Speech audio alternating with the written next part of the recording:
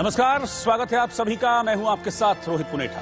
पिछले 6 महीने में मोदी ने 8वीं बार आज यूपी का दौरा किया। आज खास इसलिए था क्योंकि 2017 में जिन महिलाओं ने योगी को सत्ता की बागडोर सौंपी थी, मोदी उन्हें एक एक कर अपने सारे पुराने वादे याद दिलाते गए और बोला कि जो कहा है वो करके दिखाया है।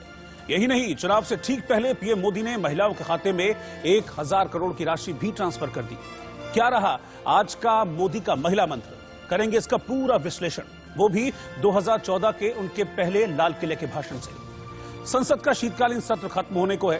पूरा सत्र विपक्ष ने विरोध करने में गंवा दिया और सरकार एक एक कर बिल पास करवाने में लगी है। इसी माहौल में आज राज्यसभा में चुनाव सुधार बिल भी पास हो गया और विपक्ष वॉकआउट कर गया। आखिर विपक्ष ऐसा क्यों कर रहा है, इसके पीछे क्या कोई रणनीति है, इसको समझेंगे। उधर मोदी के नाम से पाकिस्तान को कूटनीति के मैदान में एक और पटखनी मिली है। पाकिस्तान में ओआईसी समिट नाकाम हो गया है। पाकिस्तानी कूटनीति के विशेषज्ञ कह रहे हैं कि एस जयशंकर और डोभाल ने इमरान के मंसूबों पर पानी फेर दिया है। क्या है खिसियाए पाकिस्तान का दर्द, ये भी हम आपको समझाएंगे।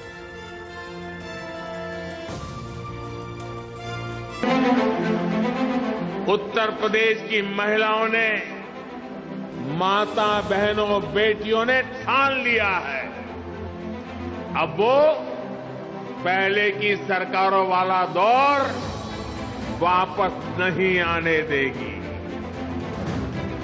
डबल इंजन की सरकार ने यूपी की महिलाओं को जो सुरक्षा दी है, जो सम्मान दिया है, उनकी गरिमा बढ़ाई है, वो अभूतपूर्व है।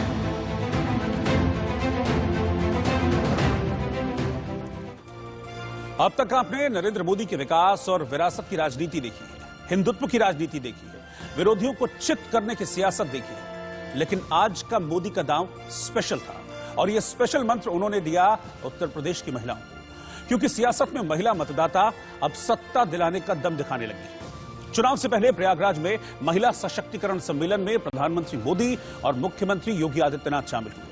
सम्मेलन में 75 जिलों की महिलाएं पहुंची थी। महिला सशक्तिकरण सम्मेलन में पीएम ने कन्या सुमंगला योजना के तहत 1,01,000 बेटियों के खाते में 1000 करोड़ रुपए की राशि ट्रांसफर की। पीएम मोदी और सीएम योगी ने सम्मेलन को संबोधित भी किया। पीएम मोदी का फोकस पूरी तरह से देश की आधी आबादी पर रहा। पीएम ने विपक्ष पर निशाना साधते हुए कहा कि 5 साल पहले उत्तर प्रदेश में गुंडों का राज था। बेटियां सड़कों पर बिल्कुल नहीं निकल सकती थी, स्कूल कॉलेज तक नहीं जा सकती थी, लेकिन आज देखिए बेटियां खुलकर जी रही हैं, क्योंकि योगी सरकार ने गुंडों को उनकी सही जगह यानी कि जेल में पहुंचा दिया है। आज यूपी में सुरक्षा भी है, अधिकार भी है।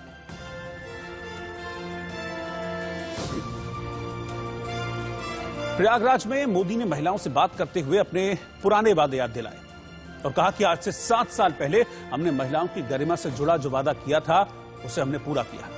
सुनिए 2014 में मोदी का महिलाओं से किया गया वादा और आज उसे पूरा करने का दावा। 21वीं सदी में हम जी रहे हैं। क्या कभी हमारे मन को पीड़ा हुई? आज भी हमारी माताओं बहनों को खुले में शौच के लिए जाना चाहते हैं। डिग्निटी ऑफ विमेन, क्या हम सबका दायित्व नहीं है? बेचारी गांव की मां बहनें अंधेरे का इंतजार करती हैं। जब तक अंधेरा नहीं जाता है, वो शौच के लिए नहीं जा पाती। उसके शरीर को कितनी पीड़ा हो गई होगी, कितनी बीमारियों की जड़ें उसमें से शुरू होती होंगी। भारत मिशन के तहत करोड़ों शौचालय बनने से, उज्ज्वला योजना के तहत गरीब से गरीब बहनों को गैस कनेक्शन की सुविधा मिलने से, घर में ही नल से जल आने से बहनों के जीवन में सुविधा भी आ रही है और उनकी गरिमा में भी वृद्धि हुई है। नेशनल फैमिली हेल्थ के हालिया सर्वे के मुताबिक इस वक्त देश में 1000 पुरुषों के मुकाबले 1020 महिलाएं हैं। 2014 में प्रधानमंत्री मोदी ने लाल किले की प्राचीर से भ्रूण हत्या को रोकने की पहल की थी और आज जब पुरुषों के मुकाबले महिलाएं बढ़ गई हैं, तो मोदी अपनी कामयाबी का सबूत दे रहे हैं। जैसे जैसे विज्ञान आगे बढ़ रहा है, हमें आधुनिकता की एक मन में भाव जगता है और हम करते क्या है? क्या कभी सोचा है आज हमारे देश में सेक्स रेशियो का क्या हाल है? 1000 लड़कों के सामने 940 बेटियां पैदा होती हैं। ये समाज में असंतुलन कौन पैदा कर रहा है? ईश्वर तो नहीं कर रहा है। मैं उन डॉक्टरों से अनुरोध करना चाहता हूं, आपकी तिजोरी भरने के लिए किसी मां के गर्भ में पल रही बेटी को मत मारिए।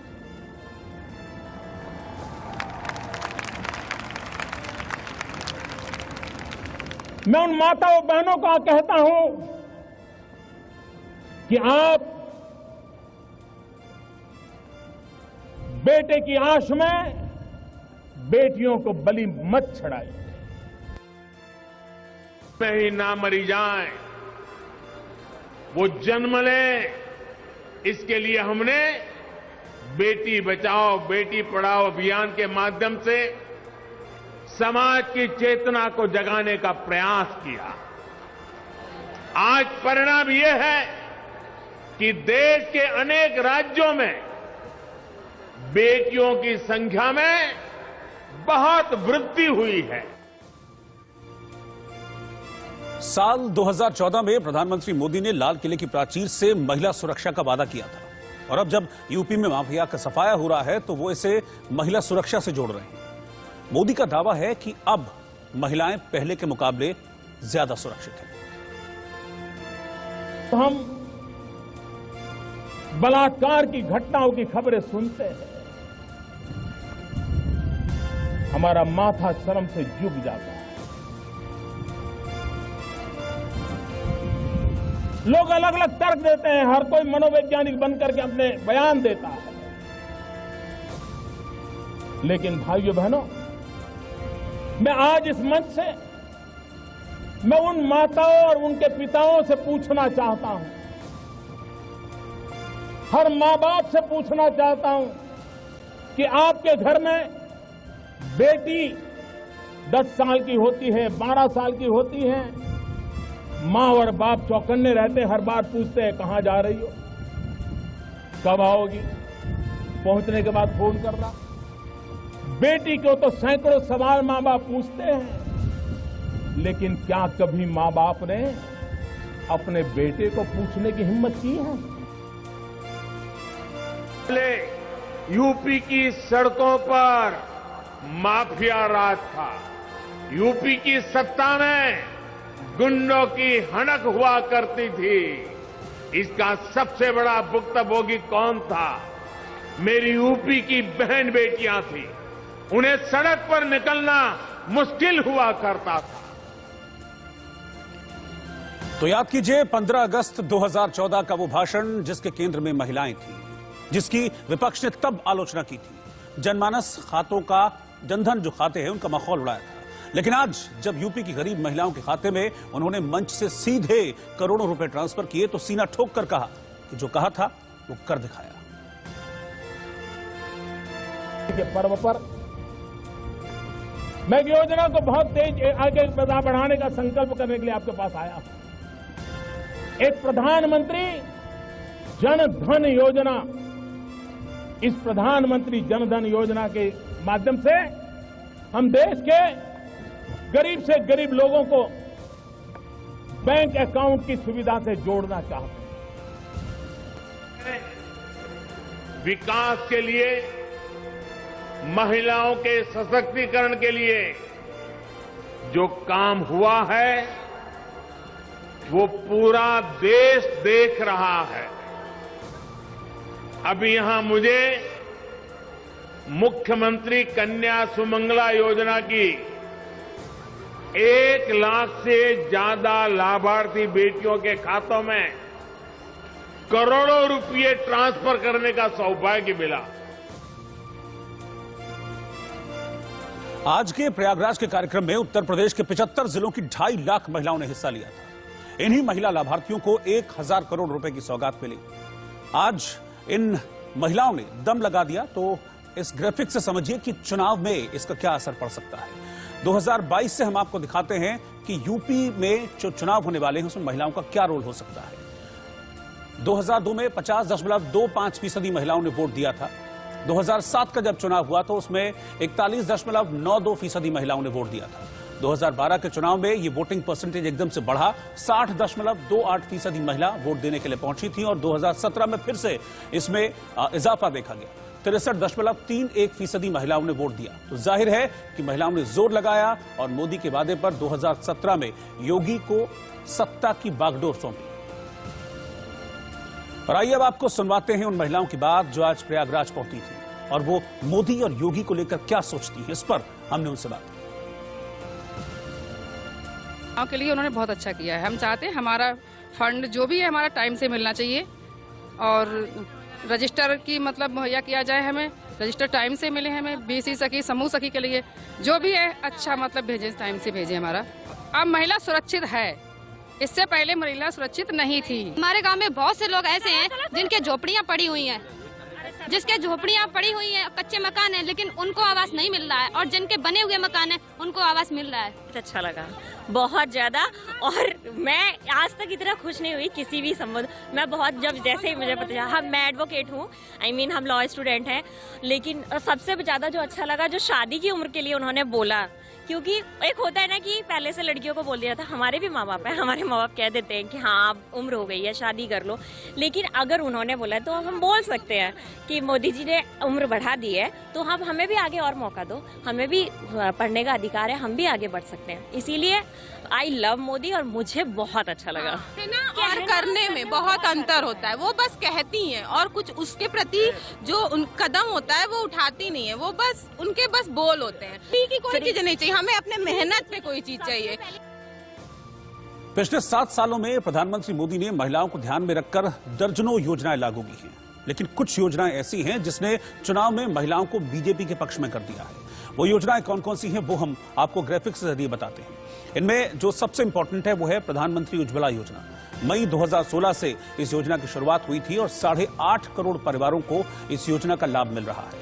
बेटी बचाओ बेटी पढ़ाओ योजना, जिसकी शुरुआत जनवरी 2015 में की गई थी, पानीपत से, हरियाणा से इसकी शुरुआत की गई थी और आज की तारीख में इस योजना की सफलता का प्रमाण यह है कि पुरुषों के मुकाबले महिलाओं की तादाद बढ़ गई है। सुरक्षित मातृत्व आश्वासन सुमन योजना, ये अक्टूबर 2019 में इसकी शुरुआत की गई थी। सुरक्षित प्रसव देने की गारंटी सरकार इस योजना के जरिए देती है। इसके अलावा फ्री सिलाई मशीन योजना, हर राज्य में 50,000 महिलाओं को निःशुल्क में यानी कि फ्री में सिलाई की मशीन दी जा रही है। महिला शक्ति केंद्र योजना 2017 में शुरू की गई इस योजना के तहत सामाजिक भागीदारी के माध्यम से सशक्त बनाने और महिलाओं की क्षमता का अनुभव कराने का काम किया जाता है। इससे महिलाओं का आत्मविश्वास जाग रहा है, उनका कॉन्फिडेंस बढ़ रहा है।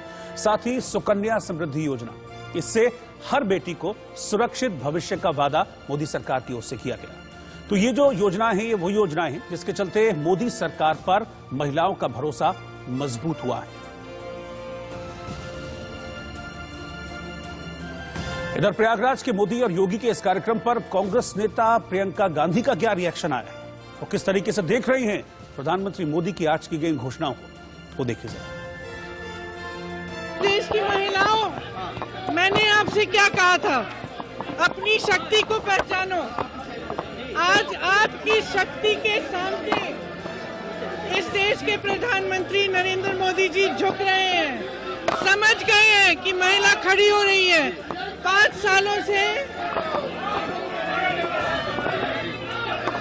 सालों से क्यों नहीं की ये घोषणाएं, आज क्यों कर रहे हैं चुनाव से पहले? क्योंकि महिला जागरूक हो गई है, महिला उठ गई है। हमने लड़की हूँ लड़ सकती हूँ का नारा दिया, महिला उठ गई है, जाग गई है, कह रही है मेरा हक दो। इसीलिए आज नरेंद्र मोदी जी को भी झुकना पड़ा। मैं बहुत खुश हूँ।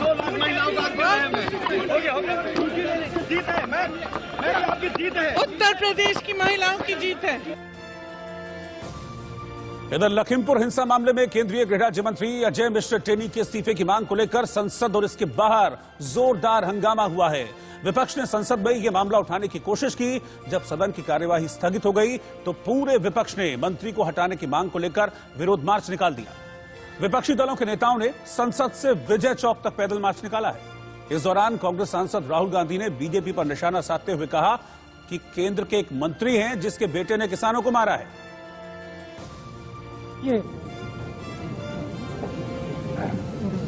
कुछ ना कुछ तो वो उनको कहना ही पड़ेगा। चोर आपके घर आता है, वो ये थोड़ी कहता है कि मैं चोरी करने आया था। कभी कहता है? मर्डरर जो होता है वो कभी कहता है मैंने मर्डर किया है? सफाई तो देनी पड़ती है। और फिलहाल एक छोटे से ब्रेक के लिए रुक रहे हैं, लौट रहे हैं फौरन वापस।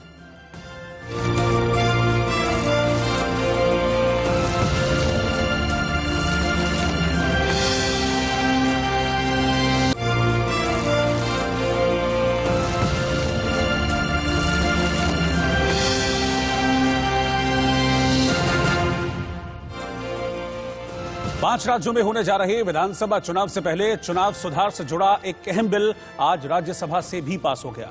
कल यह बिल लोकसभा से पास हो गया था। इस बिल के कानून बनते ही वोटर आईडी से आधार कार्ड को लिंक करने का रास्ता साफ हो जाएगा। चुनाव सुधार से जुड़े इस अहम बिल में आधार वोटर आईडी लिंकिंग के अलावा 3 और बड़े बदलाव हैं। हालांकि विपक्ष ने वोटर आईडी को आधार से लिंक करने पर आपत्ति जाहिर की है, लेकिन हंगामे के बीच ये बिल संसद के दोनों सदनों से पास हो चुका है।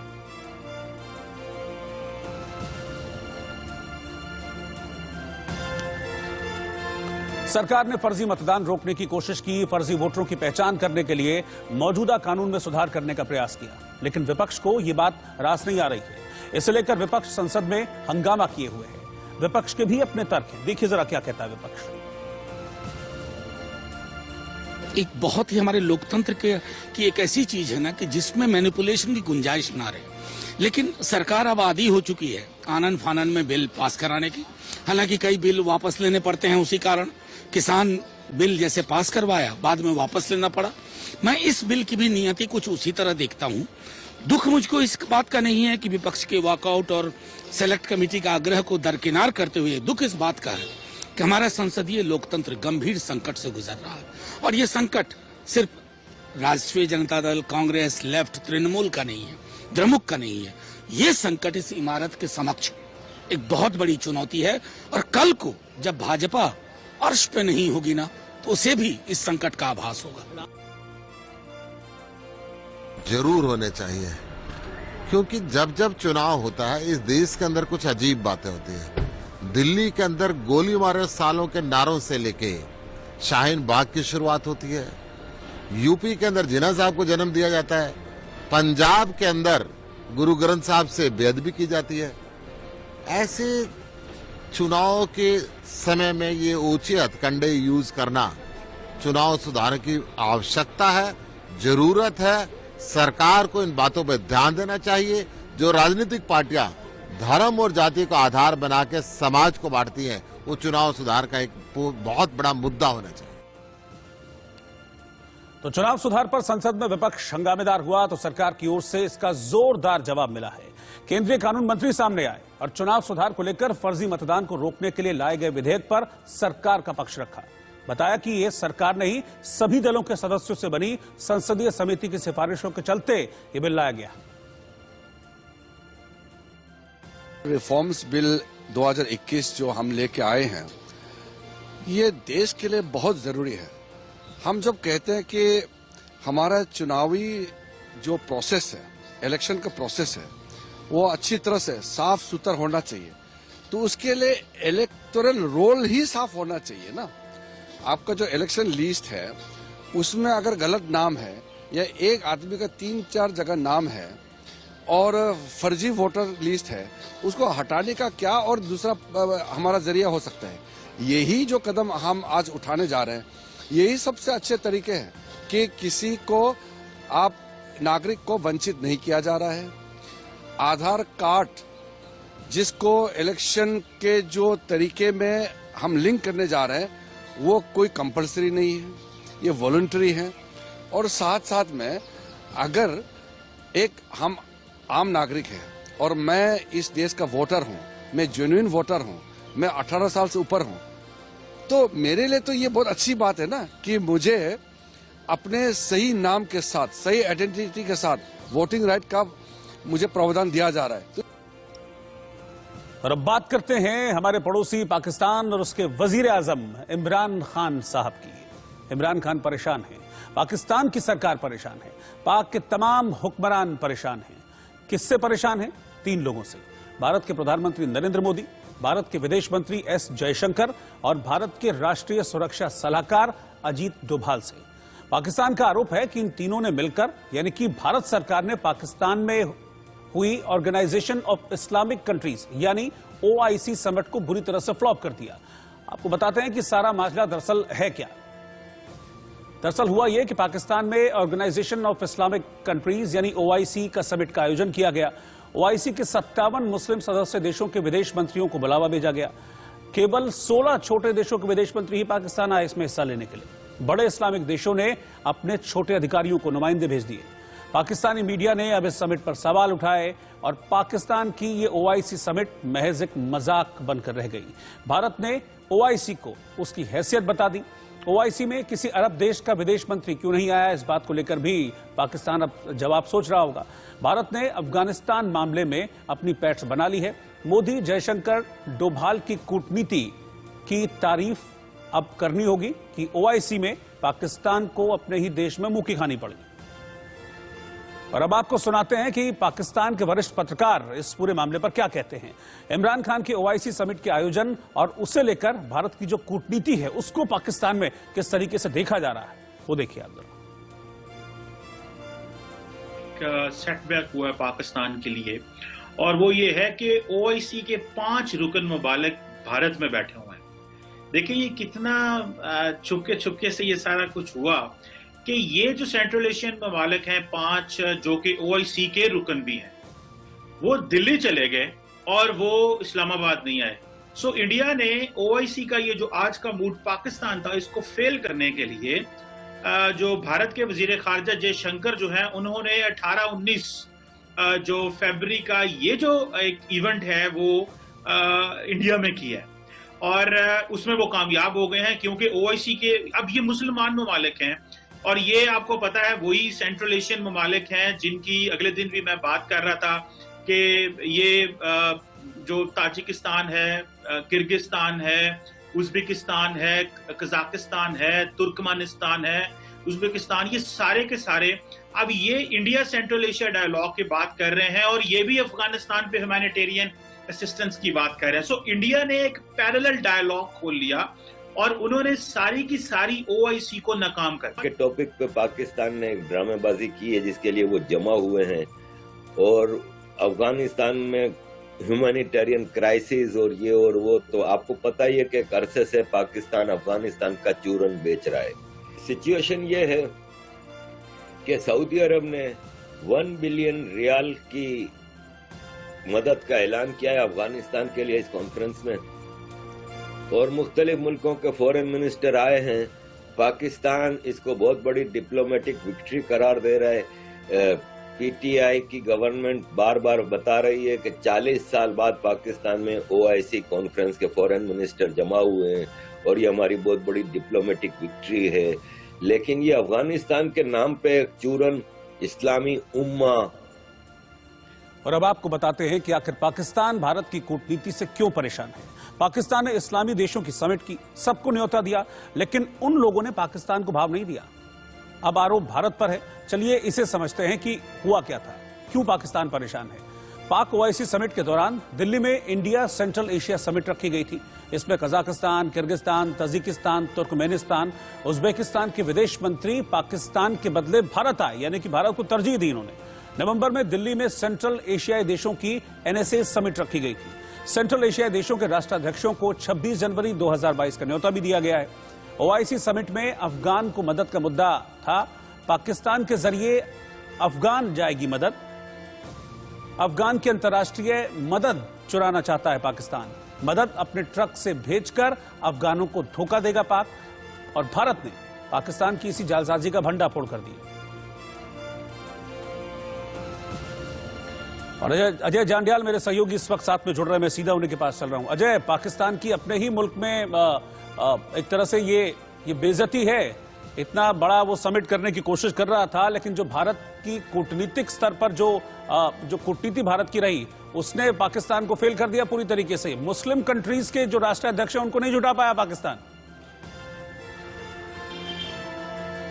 सही कह रहे हैं, जिस तरीके से पाकिस्तान की मंशा एक बार फिर से जो पाकिस्तान, जिसको टेररिस्तान भी कहा जाता है, वहां पर एक बार फिर से दुनिया भर से पैसा इकट्ठा करने की थी, उस मंशा को भारत ने कहीं ना कहीं नाकाम किया है। और देखिए, इससे सीधा असर जो है ना सिर्फ भारत के लिए इसका फायदा है, बल्कि दुनिया भर में जो टेररिज्म फैल रहा है पाकिस्तान के जरिए, उस पर कहीं ना कहीं लगाम लगेगी। और अब दुनिया के कई देश जो पाकिस्तान के जो है साथ खड़े होते थे, उनको भी अब समझ आने लगा है। मगर भारत ने एन मौके पे जो पाकिस्तान की प्लान है उसे चौपट किया है, उसे बौखलाया जरूर होगा पाकिस्तान, क्योंकि ये पहला मौका नहीं है जब पाकिस्तान की कई जो नीतियां थी उसको भारत ने अपने प्लानिंग के जरिए उसे मात दी है। और यही वजह है कि भारत अब न सिर्फ भारत बल्कि दुनिया भर में भारत ये बताने की कोशिश कर रहा है कि पाकिस्तान किस तरीके से एक खतरा बनता जा रहा है ग्लोबली। तो यही एक बड़ा रीजन है कि जिसमें भारत को ये कामयाबी मिली है पाकिस्तान की इस मंशा को नाकाम करने में। ठीक है अजय जांडियाल, बहुत बहुत शुक्रिया आपका साथ जुड़ने के लिए। और अब आपको बताते हैं कोरोना के नए वेरिएंट ओमिक्रॉन के बारे में क्या है ताजा जानकारी। देश में ओमिक्रॉन संक्रमित मरीजों की संख्या बढ़कर अब 220 पहुंच गई है। देश में सबसे ज्यादा मामले फिलहाल महाराष्ट्र में हैं और दिल्ली में हैं। 14 राज्य ऐसे हैं जहां पर इस वक्त ओमिक्रॉन की पहुंच हो चुकी है। अब आपको हम मैप के जरिए बताते हैं कि इस वक्त देश में ओमिक्रॉन कहां कहां पहुंच गया है। ये देखिए पीछे ये मैप मैंने बनाया है और इस मैप के जरिए आप समझेंगे। चंडीगढ़ में एक मामला है, राजस्थान में 17 हैं, दिल्ली में आप देखेंगे कि 22 मामले, महाराष्ट्र में 54, कर्नाटक में 19, केरल में 15, तमिलनाडु में 1, तेलंगाना में 20, उत्तर प्रदेश में 2, पश्चिम बंगाल में 1 और आंध्र प्रदेश में 1। तो इस तरीके से देश के कुल 12 राज्य हैं जहां पर इस वक्त ओमिक्रॉन की पहुंच हो चुकी है। और अगर मैं ओवरऑल ओवरसीज अगर बात करूं तो लगभग 90 देश हैं ऐसे।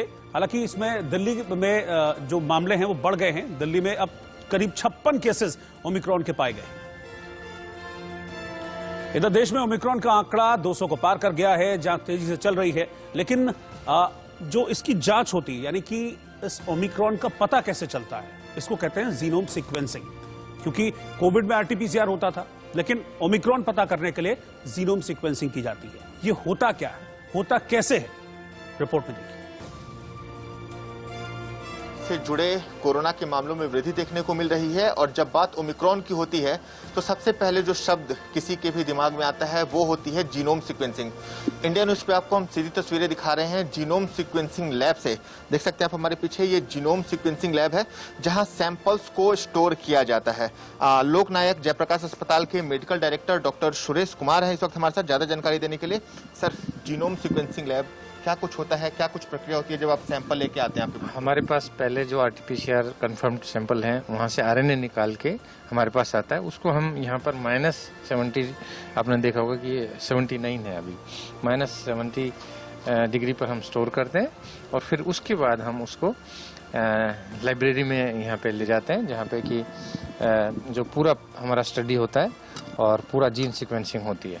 तो ये एक लंबी प्रक्रिया है और इसमें 48 से 72 घंटे लगते हैं। ये एक हाईली सोफिस्टिकेटेड मोलिकुलर टेस्ट है जिसमें आपने देखा कि काफ़ी हमारी बड़ी टीम यहाँ पे काम करती है। और उसके बाद हमें पता चलता है कि डेल्टा वेरिएंट है या बीटा है या ओमिक्रॉन है। सर, सैंपल की बात की जा रही है, ओमिक्रॉन के मामले भी लगातार बढ़ रहे हैं। आप लोगों ने अपनी सैंपलिंग को भी बढ़ाया है क्योंकि ओमिक्रॉन के टेस्ट में लंबा समय लगता है।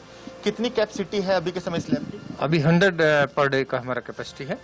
और आपने देखा होगा कि शुरू में हमारी कैपेसिटी 30 से 40 सैंपल पर डे की थी, अभी हमने इसको बढ़ाया है 100 sample per day. Genome sequencing के लिए काफ़ी संसाधन भी लगते हैं। आप जैसे फ्रिज की बात कर रहे हैं, 70 कितने लोगों की टीम है, कितने शिफ्ट में काम हो रहा है? 20 लोगों का टीम है जिसमें मोलिकुलर बायोलॉजिस्ट हैं, PhD स्कॉलर हैं, हमारे कंसल्टेंट हैं, प्रोफेसर्स हैं, टेक्नीशियंस हैं और ये दिन रात काम करते हैं। काफी सवाल। दिल्ली सरकार ने कहा था कि जितने भी कोरोना के सैंपल्स आएंगे उनके हम जीनोम सीक्वेंसिंग कराएंगे, तो क्या इसके लिए दिल्ली के लैब्स तैयार हैं? जी हाँ, निश्चित रूप से तैयार हैं। And I welcome this step by honourable chief minister that whatever sample we will get we will sequence them and we will see which type of variant is there in that particular. और जागते रहो में आज के लिए फिलहाल इतना ही। बाकी की खबरों के लिए आप लगातार बने रहिए इंडिया न्यूज के साथ। नमस्कार।